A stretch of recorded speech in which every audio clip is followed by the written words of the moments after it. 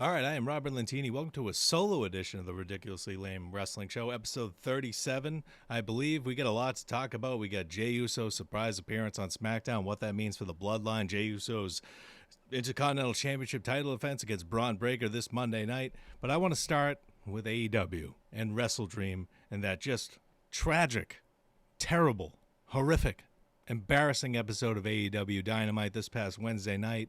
I'm serious. I'm not going to sit back and take this. I'm sorry, Tony Khan. Sometimes you just have to take some criticism. And let's start there because AEW WrestleDream was this a week ago today. We're finally getting around to talk about it. Wrestling podcasts take a week to talk about events. Sorry about that. But we're finally getting around to talk about that now. And WrestleDream was a good show. It wasn't a great show. It wasn't the show that AEW needed, but it was a good show. But I said last week on episode 36 with Tony Squares, I said that they need to follow up WrestleDream with a even better episode of Dynamite. There needs to be a huge payoff because the television is what's the problem in AEW. It's not the pay-per-views. It's the weekly television that's the issue. Tell me when I'm telling lies. Exactly, Punk. It's the weekly television that needs to be looked at. It needs to be examined. It needs to be improved. Tony Khan needs to hire a writer or something. And I can't believe I'm saying that because I was just railing against WWE writers for the past decade with Vince McMahon at the helm. Now everything's flipped in a couple of years. Triple H and WWE knows how to write storylines that people care about. FTR's not shaving people's backs anymore in WWE. They get actual storylines now. And AEW is the company that's just struggling to figure out how to come up with a storyline that people care about. They have all the talent they need in AEW. They just cannot get the weekly television right, and it's very frustrating. And we'll get to Moxley and Danielson in a bit, but let's start with Adam Cole.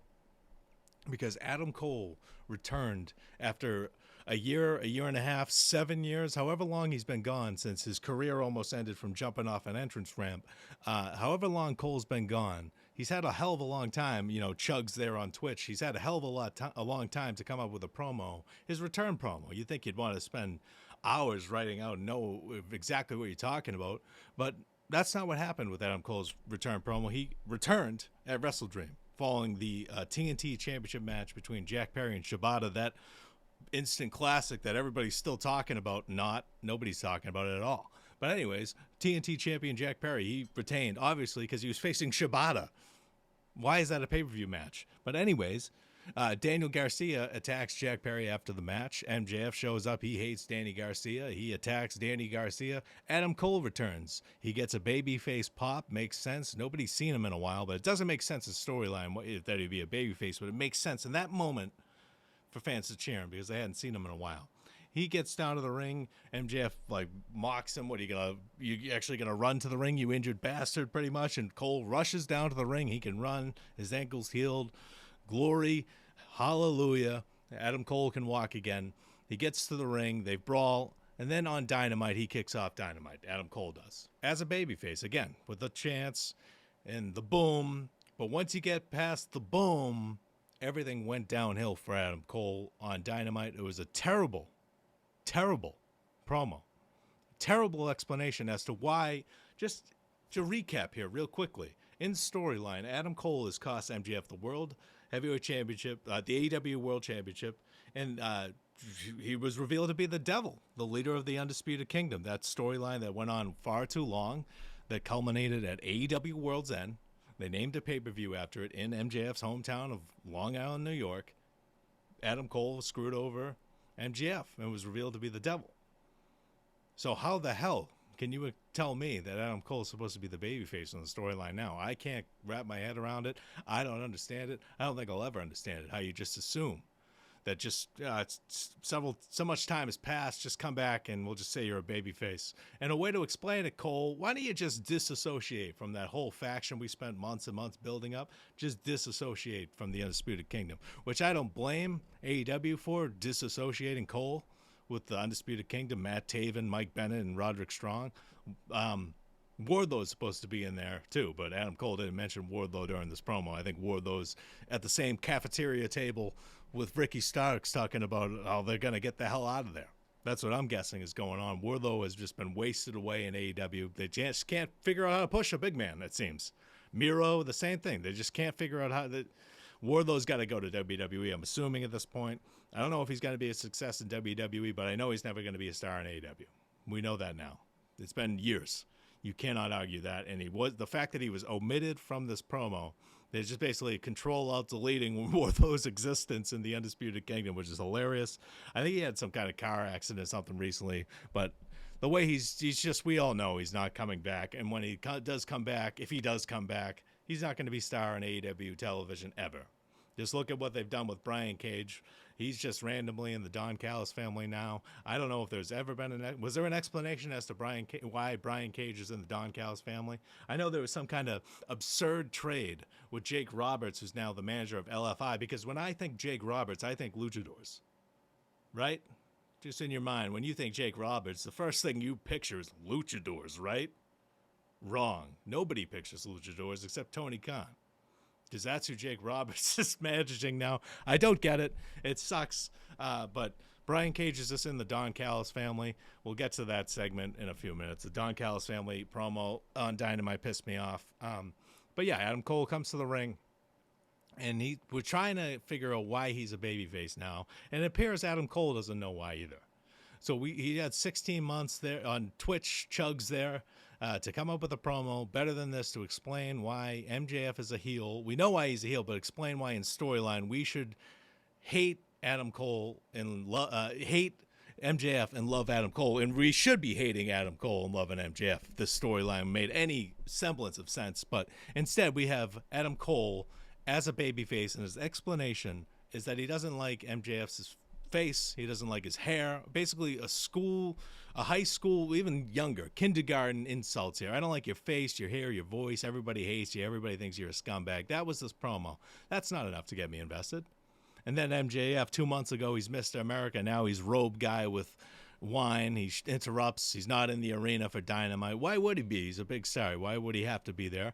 He just says, just shits on Cole. So just going ahead with this storyline with MJF as the heel and Adam Cole as the babyface, it doesn't work. Nobody asked for this storyline to continue. I didn't want it to continue. I thought it was over. I thought they were just going to have Adam Cole come back as a babyface going after somebody else. That would have been fine.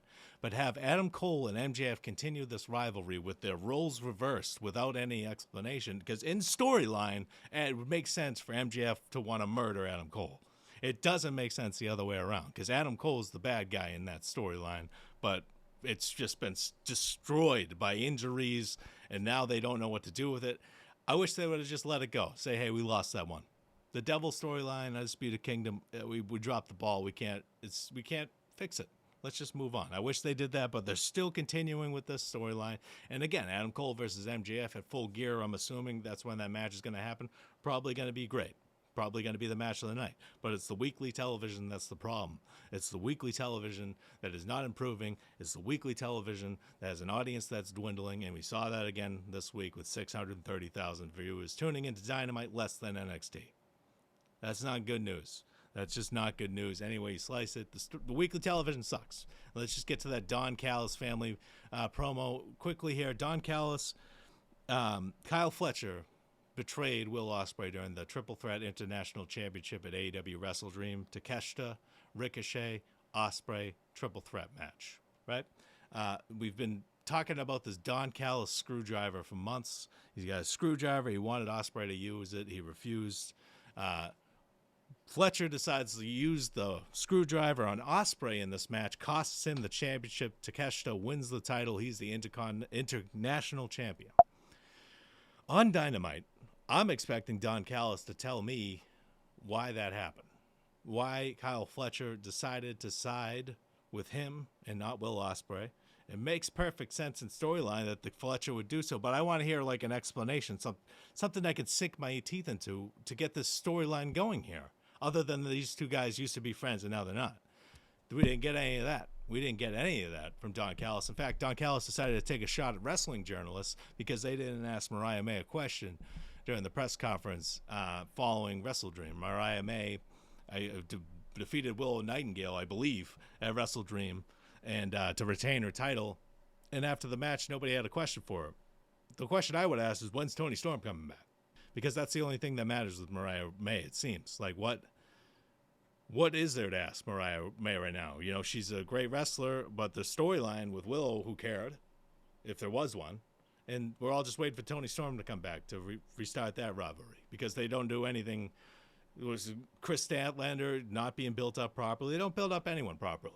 So who's challenging? Who do you think should be challenging for the AEW Women's Championship besides Tony Storm right now? So that's like the only question there is to ask Mariah May. When's Tony Storm coming back? Because this is boring. If you guys don't have anything else, like, what questions are people supposed to ask Mariah May? I guess you could make up one, like just on the spot as a journalist there, and just some softball question. But give us better storylines. Give us stuff to ask about. But that was that. And Callis did not explain. He just laid it out. I'm not going to explain Kyle Fletcher's actions. Pretty much, they're not going to explain it. So I'm hoping that we get some kind of promo with just Ospreay and Fletcher to explain that. Like I'm saying with Sikoa and Reigns and Sikoa and Jey Uso. I mean Reigns and Jey Uso. Some kind of 15-minute promo to explain everything. I want to see that with Ospreay and Fletcher too. I want to see this is why I decided to betray you. This is why I think you're an asshole and why Don Callis is right. I want to hear that. I need to hear it actually for storyline. That's part of wrestling to me. That's getting me invested in not just the in-ring action, but an actual storyline. And we're not getting that here. Almost like boastfully so in this promo, Don Callis. I don't need to tell you why. And then essentially what I gather from this promo is Konosuke Takeshita will be defending the International Championship around the world. So not always on AEW television. He'll be just taking it wherever. Great. I don't know how that's supposed to help Dynamite every week, but that's what we got out of this promo. Fantastic. I think Takeshita should have been pushed years ago. Whenever, like a week after he signed with the company, they should have started pushing him. I don't know why they're finally getting around to it now after he defeated Kenny Omega, and Kenny Omega's been gone forever. But they're finally getting around to it now, and I just do not care about... I care about Takeshita. I care about Fletcher. I care about Ospreay individually. I don't care about the storyline because they're not doing enough to get me to care. And it's very frustrating. That's the crux of the issue. My main issue with AEW is just give me a storyline to care about. I don't care about we'll get to that now. Jon Moxley defeated Bryan Danielson in the main event of AEW WrestleDream to capture the AEW World Championship. Good match, went on a little too long. Bryan Danielson's wrestling at half speed. I'm happy that he's stepping away for a while or is finishing his full-time in-ring career. He needs to. He needs to get out of the ring for a while. Just watching this match, he was slowing down, and it just felt rough. But the ending of this match, Jon Moxley chokes out Danielson in the most anticlimactic, slow, crappy way. And that's how the match ends, and Moxley's the new champion. After the match, BCC attack Danielson. Wheeler Yuta gets in the ring, and he's conflicted, but decides, I'm going to go with Moxley here, and puts the plastic bag over Danielson's face, suffocates him. We got Orange Cassidy, Darby Allin. That's the faces I think of, is Orange Cassidy, is who should be saving Bryan Danielson. I couldn't believe Orange Cassidy was out there. But on Dynamite, we have new AEW World Champion Jon Moxley kicking off the show in a vignette, a backstage promo. There was no recap for WrestleDream. There was no video package. You know, in WWE or just any wrestling company, it feels like you get, my God, if you missed last night, let me show you some of the shit that happened last night. The announcer Excalibur should be screaming on the headset, if you missed WrestleDream, let me show you the chaotic events. That's how that show should have opened. But instead we got Moxley and this video package, and we go in right into, I think, Mercedes Moné versus Queen Aminata in a TBS championship match, and Monet tapped out Queen Aminata with Camille ringside, and Camille never got involved in the match. You have a bodyguard, a heavy, that doesn't get involved in the match. So Camille's just an ornament out there just standing there, and Monet doesn't even need her. I don't understand that. But I specifically do not understand not starting this week's Dynamite with a recap of WrestleDream. But at the very least, throughout the show, give us something. They barely mentioned that Bryan Danielson was almost murdered at WrestleDream. Barely mentioned it. The most frustrating thing about this is Blackpool Combat Club, Jon Moxley here. They're doing another hostile takeover of AEW. Now, if you just haven't been tuning in to AEW in recent months, They just did a hostile takeover storyline with the Elite. Jack Perry and the Elite, they attacked Tony Khan.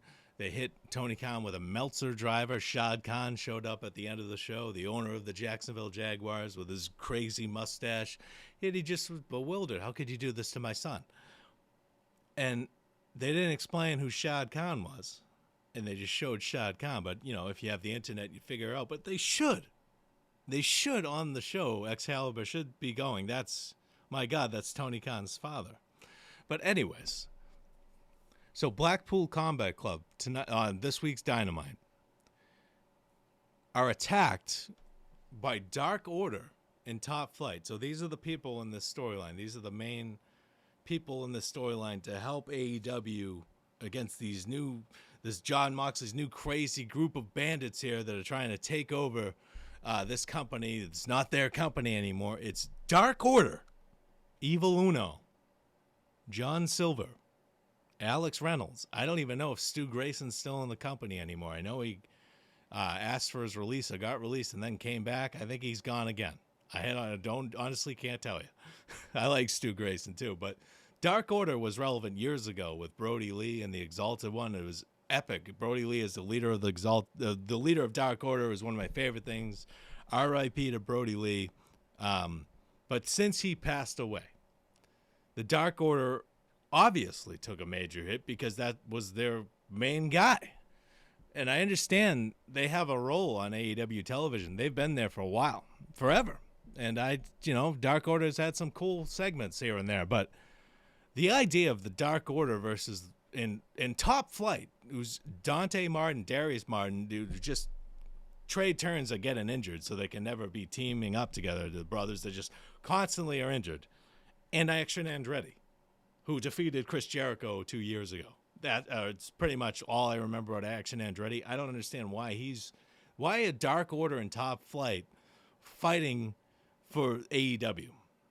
And the Elite just didn't care. They just backed out of this beatdown, this brawl. This brawl, you're supposed to be throwing fists. You get Action Andretti and Top Flight doing springboard moonsault. It's supposed to be a punch-em-out brawl here. It's supposed to be, we're fighting for our company, not doing springboards and shit. But that's what happened here. But it's Top Flight and Dark Order versus the Blackpool Combat Club. I can't believe that. I can't fathom anyone really truly being invested in that. I don't know how you can be. But Jon Moxley's Blackpool Combat Club, I'll give Jon Moxley this. He looks to be in incredible shape. He looks to be in so much better shape than he was months ago, before his hiatus, before he came back after All In. He looks to be in excellent shape. He's delivering quality promos. I'm not sure if this storyline's ever going to work if it's against Top Flight and Dark Orders. They obviously have bigger plans here, but I just can't believe, coming out of AEW WrestleDream, that your solution is to have Jon Moxley in the Blackpool Combat Club against Dark Order and Top Flight. That sucks. And we got Danny Garcia yelling at the Elite. You're supposed to be the leaders of this company. You guys are backing down. Danny Garcia, they just gave him millions of dollars. He can't cut a promo that people will remember. Just watching him, he doesn't have that X Factor thing, that connection with the crowd, that the guy who can cut a promo. They're missing that desperately. Moxley can sometimes, but they don't have a replacement for Punk. They never will. I understand that, but they need to get these promos in order. And just there's so much wrong with AEW, in my opinion. And if you like AEW, I'm sorry. It's totally acceptable. It's just a difference of opinion. But I want more storylines, and I want storylines that are actually captivating. Storylines just for the sake of storylines don't mean anything. Dark Order and Top Flight versus Blackpool Combat Club in 2024 is absurd. And Ricochet is already just one of the guys. It's just frustrating. They don't know how to build stars, and when they have a star, they screw it up, and now he doesn't exist like Wardlow. This is a frustrating week for AEW, a good week for WWE. And just one more note on that Bloodline thing. They could potentially be taking that Intercontinental Championship off of Jey Uso in his match against Bron Breakker this Monday night on Raw. That could happen. Because the way Jey Uso showed up on SmackDown, surprisingly, I just feel like they're getting ready to take that title off of him and have him go back to the Bloodline. That's the storyline. That's the match at War Games, the new Bloodline versus the old Bloodline. I can't imagine Jey Uso is going to have the Intercontinental Championship in that little cage waiting to go in the match. Can't imagine it. So I feel like that just giving Jey Uso essentially just like a token title reign. Just like you're made it as a single star. You've never had a singles title in your life. Here it is, buddy. You earned it. Now we're going to take it off of you a month later and give it right back to the guy you won it off. That's what I think is going to happen on Raw. Or maybe Jimmy Uso is going to help him defeat Breakker, and there's going to be some kind of moment here. But Jey Uso is not long to be Intercontinental Champion. And in my opinion, I feel like he's destined to reunite with Reigns and Jimmy Uso battle in the new version of the Bloodline. We'll see where that goes. But I think that Jey Uso's title reign will be over this Monday night on Raw. The Motor City Machine Guns, let's talk about them real quick. Alex Shelley and Chris Sabin finally debuted in WWE television. Their debut was actually spoiled in a social media video purposely by WWE. Nick Aldis had a conversation with Sabin and Shelley backstage before their debut and said, look, you're going to be facing Los Garza, who is Los Lotharios, Angel Garza, who now is just Garza or Angel. I think it's just Angel. And Humberto Carrillo, who they shortened to Humberto at one point, who's now just Berto. So that's what's going on with Los Lotharios, Los Garza. They can't decide on those guys' names, and they've been there for years. And I think that Garza just re-signed, or they both re-signed. Wow. But anyways, I think they're in Legado del Fantasma too. Who knows? But they were supposed to face Motor City Machine Guns were supposed to face Los Garza in the debut match. Wound up getting changed by Nick Aldis, adding A-Town Down Under, so it was a triple threat match. And there were 2 triple threat tag team matches on SmackDown this past Friday night. The other one was DIY, the Street Profits, and Pretty Deadly, who are also just dead. Pretty Deadly are just done. They don't have plans for them. In that triple threat match, DIY and the Street Profits pinned Pretty Deadly at the same time. The referee only saw DIY's pin, so they won. Motor City Machine Guns win the other one. Next week on SmackDown, it's Motor City Machine Guns versus DIY. The winner of that match faces the Bloodlines, Tama Tonga and Tonga Loa for the WWE Tag Team Championships. You keeping up with me, I hope. And we've already seen DIY versus the Bloodline, so I'm guessing here that Motor City Machine Guns are going to have a rocket ship on them, right? As they should. They're in their early 40s. They should win the tag titles in the next couple months. Why not? I'd do it. Have them give them the titles at Crown Jewel. Why not? Why the hell not? The Bloodline don't need the tag titles. They made a smart call here. Why would you go to AEW? Lucha Brothers are leading that tag team division. Nobody gives a shit about the Young Bucks. They get no reaction as heel champions. That tag team division seems dead. We got the Outrunners, are the only glimmer of hope in AEW's tag team division. But that is it for this week's Ridiculously Lame Wrestling Show. We will see you next week. If you haven't subscribed, please do so, and thanks for watching.